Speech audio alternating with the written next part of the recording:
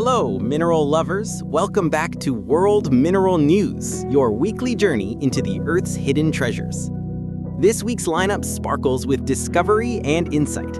First, new research reveals why some of your favorite minerals might lose their color in the sunlight.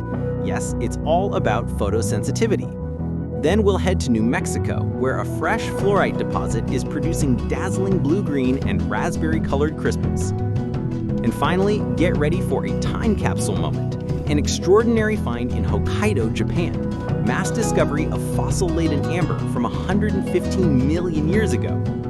We'll round off with a look at upcoming gem and mineral shows around the world. So dust off your loupe, grab your favorite specimen, and let's dig into this week's World Mineral News.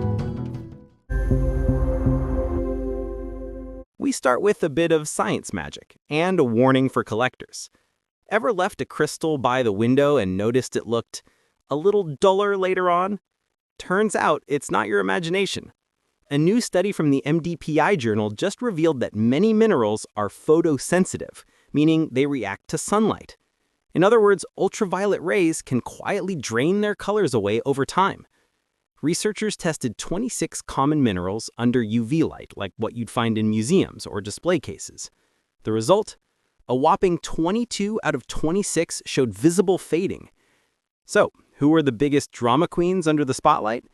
Azurite, that royal blue beauty, and malachite, their rich green stunner, both showed dramatic color shifts.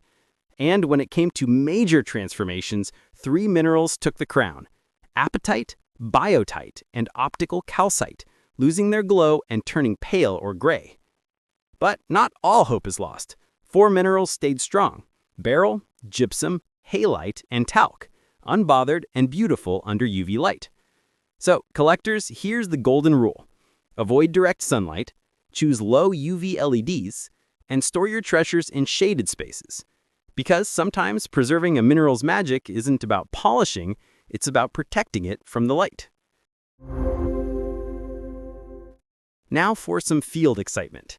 Collectors are buzzing about reports from Surprise Mine Number 2 in the Cooks Peak Mining District, Luna County, New Mexico, USA, where stunning fluorite specimens are being unearthed in a range of colors: blue, green, purple, raspberry, and even colorless cubes and octahedrons. Why is it exciting? A newly producing claim like this means fresh material entering the collector market and less chance of duplication. Early batches often showcased vivid color, good transparency, and strong crystal forms before the mine face changes or the best pockets are gone. Fluorite is one of the most collected minerals worldwide because of its variety. Cubes and octahedrons form naturally, often with delicate zoning, color bands that look like tiny landscapes inside the crystal. If you're shopping for a piece from this find, check that the specimen lists Surprise Mine Number 2 Luna County NM as its provenance. Examine whether cubes are sharp and unchipped. Larger, transparent crystals are often pricier, but smaller, well-colored ones can be equally beautiful. Now let's travel back in time. Way back. About 115 million years ago, during the early Cretaceous period, the land we now call Hokkaido, Japan, was home to lush forests filled with ancient trees, insects, and ferns. And just recently, researchers made an incredible discovery there: a huge deposit of fossil amber, each piece like a tiny time capsule from that ancient world. What makes this find so exciting is what's inside the amber.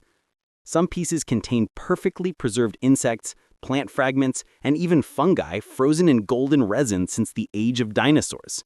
It's not just a gem, it's a snapshot of life from 100 million years ago. For collectors, that's the kind of story that turns a specimen into something unforgettable. Each fossil inclusion tells a piece of Earth's ancient story: who lived, how forests looked, and even how ecosystems evolved. If you ever come across amber like this, here's what to keep in mind. Look for clarity. Can you clearly see the inclusions inside? Check the provenance. This find comes specifically from northern Hokkaido, Nakagawa town. And finally, make sure the dating and fossil ID come from a trusted source, because that's what transforms a shiny gem into a true scientific treasure. Curious to read more? We've added all the source links and references in the episode notes. Now, let's talk community and opportunity.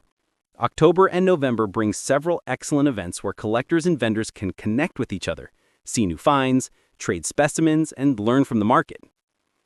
October 24th to 26th, 2025, Gem Faire, Santa Rosa, California.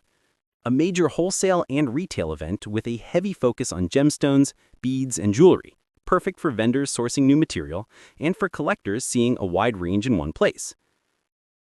October 25th to 26th, 2025, Port Moody Rock and Gem Show, British Columbia, Canada. A friendly club show with displays, dealers, and family activities, ideal for beginners wanting a relaxed first show experience.